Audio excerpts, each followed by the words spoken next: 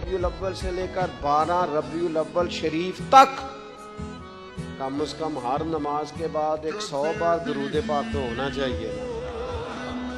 कम से कम हमें हर रोज सोते वक्त 3 नाते तो सुन के सोना चाहिए ना रबीउल अव्वल।